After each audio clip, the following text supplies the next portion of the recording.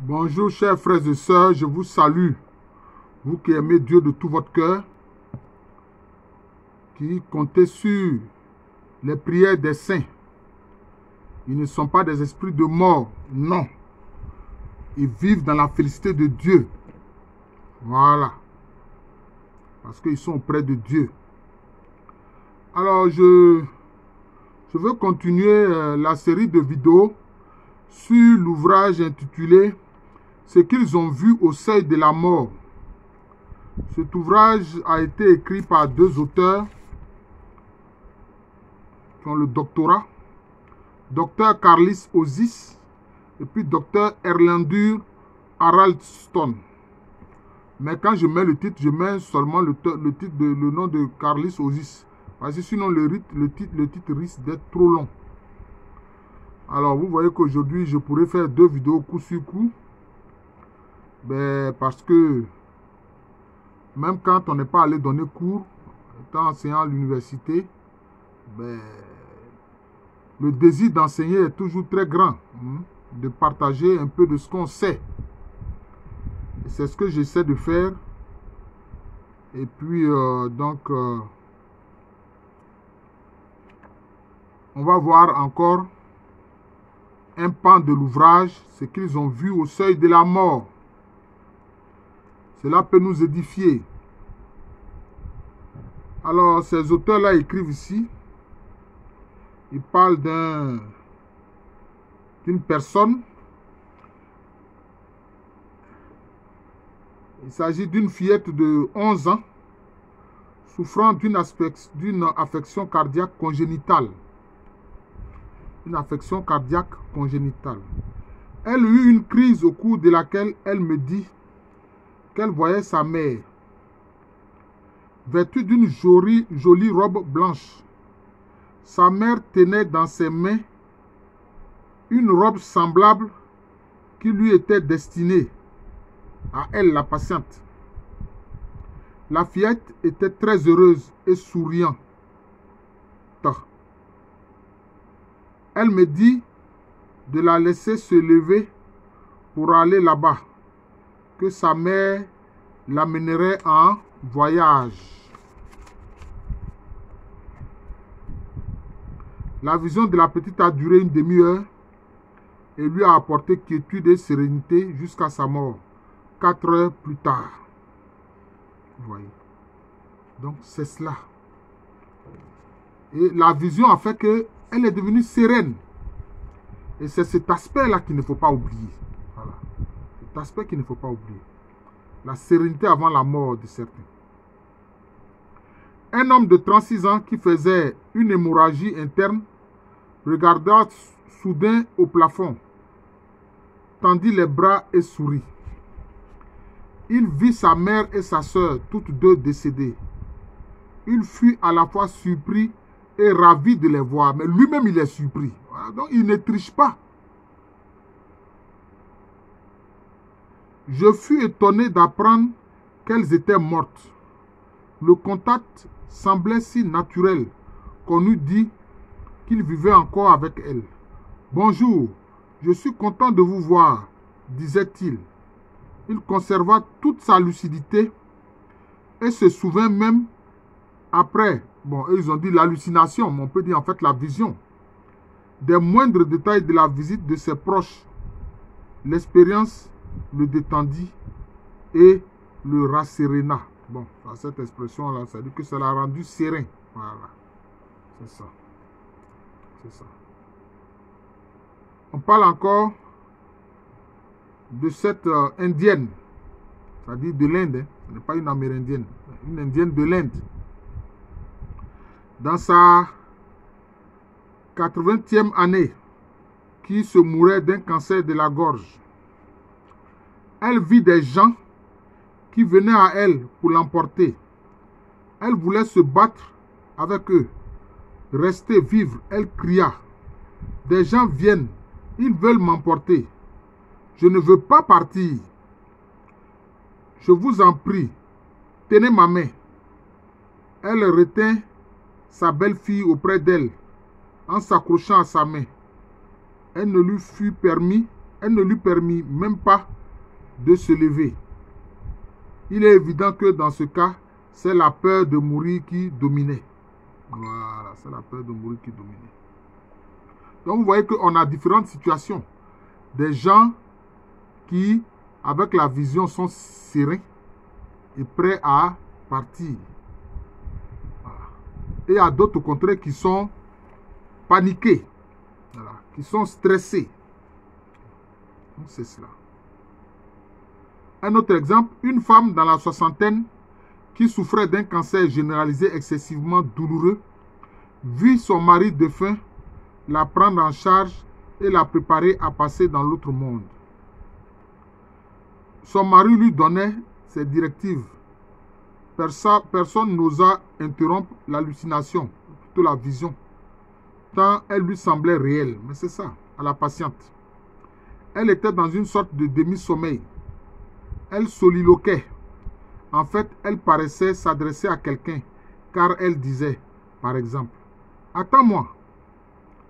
Elle me demanda de rester tranquille avant l'hallucination. Elle était déprimée, car son état empirait. Après, elle était exaltée.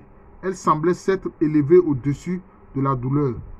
Elle ne geignait pas, c'est-à-dire qu'elle ne gémissait plus. Donc c'est cela. Voilà. Différentes situations quand le malade a eu une vision. Voilà. Il y a un autre cas, le cas d'un vendeur indien qui est de New Delhi, de la ville de New Delhi, qui est diplômé d'école secondaire, qui semblait se rétablir normalement d'une intervention chirurgicale. Il était très lucide quand il dit au médecin, « Mon grand-père décédé est là, près de mon lit. Il vient me chercher. Je ne veux pas partir, je vous en prie. Ne me laissez pas seul. » L'état de santé du patient était très sérieux, mais il n'avait rien perdu de sa lucidité. Il répondait aux questions qu'on lui posait de façon cohérente et précise, donc il n'a pas un problème psychologique. Malgré tout, l'apparition l'effraya et lui laissa une impression très désagréable. Il mourut moins d'une heure plus tard. Mais en fait, ici, on voit bien que son grand-père était venu l'aider à décéder, mais il n'était pas prêt à partir. Il n'était pas prêt à partir. Et c'est ça le problème. C'est pour ça que dans la foi chrétienne, notamment, on insiste surtout dans le catholicisme pour dire il faut mourir en état de grâce. Il faut mourir en état de grâce. Et c'est pour ça que quand les gens sont agonisants, ce qu'on a appelé anciennement l'extrême onction, les gens n'aiment plus de ce terme-là, moment, ils ne savent pas pourquoi. Mais un prêtre vient. Il vient auprès du mourant. Hein, si le mourant peut se confesser, il le fait. Hein? Et il réitère le fait qu'il ait donné son âme à Jésus-Christ, sa vie à Jésus-Christ. Et alors, il meurt sereinement. Il meurt sereinement. Vous voyez? C'est cela. C'est important. Mourir en état de grâce. Et même demander, même quand on est en bonne santé dans sa vie, demander assez souvent au Seigneur de permettre que nous mourions en état de grâce. Qu'au moment où nous allons rendre notre dernier souffle, que tout notre être soit tourné vers le Seigneur Jésus-Christ. Ou vers le Saint-Esprit, ou bien vers Dieu le Père. Mais en tout cas, nous soyons tournés vers le Seigneur. C'est important. Ceux qui ont la dévotion mariale, ils peuvent se tourner vers la Vierge Marie. Parce qu'on sait, dans l'histoire des visions ou des révélations, on a vu des personnes à qui la Vierge Marie a donné l'assurance qu'elle viendrait elle-même spécialement chercher leur âme pour les envoyer dans le royaume de Dieu. Hein? C'est le cas du père Maximilien Kolbe. Hein? Et ce jour-là, quand il a eu la vision, la Vierge Marie lui a dit, toi, mon fils, je t'assure que avant que tu rentres ton dernier souffle, quand tu vas rendre ton dernier souffle, je viendrai spécialement chercher ton âme pour t'envoyer auprès de mon fils Jésus-Christ. Il n'a même pas osé voulu dire cette vision, mais il a fini par le dire. Il a dit ça à ses frères, les frères de sa congrégation, et il pleurait. Il pleurait en le disant. Je connais une dame, maman Thérèse Traoré, qui m'a fait la même révélation. Elle m'a dit que la Vierge Marie lui a donné cette assurance-là. Lui a dit qu'elle viendra chercher son âme au moment où elle va quitter cette terre-là. Vous voyez? Donc c'est cela. Ce sont des réalités. Donc, songeons à donner, à faire des prières pour demander au Seigneur de nous faire quitter la terre en état de grâce. Voyez.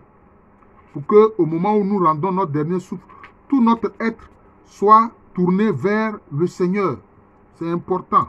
Voilà. Et si vraiment ce qu'on a appelé l'extrême onction et dont les gens ne veulent pas, ce qui correspond à la réalité, parce que c'est vrai que quelquefois, quand le prêtre vient pour l'extrême onction, ce n'est pas forcément que la personne meurt. Quelquefois, la personne est très malade, on pense qu'elle va mourir, puis tout d'un coup, elle retrouve la santé. Ça aussi, ça existe. Ça aussi, ça existe. Mais, dans notre vie ordinaire, de temps en temps, demandons au Seigneur de faire que nous mourions en état de grâce. Voilà. Au moment de rendre l'âme, il faut que tout notre être soit tourné vers le Seigneur. C'est très important. Alors, on rapporte aussi un autre cas. On dit, le cas suivant se rapporte à une femme diplômée de collège qui habitait une petite ville de l'État de New York. Elle s'était fracturé la hanche. Elle avait près de 80 ans. Elle était un peu sénile et on lui administrait du Demerol. Son degré de lucidité variait constamment. Un jour, l'infirmière la trouva en train de converser avec sa sœur et son frère décédé. C'était comme si elle revivait ce qui s'est passé quelques années plus tôt dans un autre lieu que l'hôpital. Elle leur faisait signe de la main et leur disait de s'approcher d'elle pour leur parler. Elle ne semblait pas se rendre compte de ma présence. Son frère était décédé au Pérou. Voilà. Donc voilà, c'est un cas notamment d'apparition de parents décédés. Donc quelquefois, ce sont des parents qui sont décédés. Quelquefois, c'est un être spirituel qui vient les chercher. Voilà, donc c'est comme ça. Quelquefois, c'est un ange. Par exemple, dans ceux qui sont des hindouistes, enfin, qui croient dans l'hindouisme, quelquefois, il y a ce qu'ils appellent des anges de la mort, qu'ils appellent les nyamdot, qui viennent chercher notamment l'âme du défunt pour que l'âme puisse quitter le corps tranquillement. Voilà. Alors, il y a un autre cas. Un juif de 89 ans, administrateur dans une industrie, était un homme très calme, d'humeur égale, qui s'était résigné à être malade. Il ne pratiquait plus sa religion depuis des années. Alors on dit qu'il ne pratiquait plus sa religion depuis des années. Il est juif, mais il n'était pas un juif pratiquant. On dit qu'il était calme et paisible. Soudain, il dit à sa fille, il y a un ange là-bas. Elle en fut très surprise. Surtout qu'il ne pratiquait plus sa religion juive. J'ai noté que le patient a eu pendant près d'une heure une physionomie différente de celle qu'il avait habituellement. Il regardait au loin et une expression indicible illuminait ses traits. Puis cette expression disparut pour faire place à sa physionomie coutumière. Il s'était produit un changement notable tant au niveau de l'humeur que de l'expression du visage. Vous voyez. Donc on voit bien que ces visions changent l'humeur de la personne, changent son comportement. Voilà. C'est cela. C'est très important. Voilà. Je pense que je vais m'arrêter là. Il y a d'autres exemples qu'on va examiner. Toujours concernant cet ouvrage-là. Ce qu'ils ont vu au seuil de la mort de Carlis Osis et du docteur Carlis Osis et du docteur Erlandur Heraldsson. Voilà. Je vous remercie. Je suis le frère Jean de l'amour de Jésus. C'est mon nom spirituel.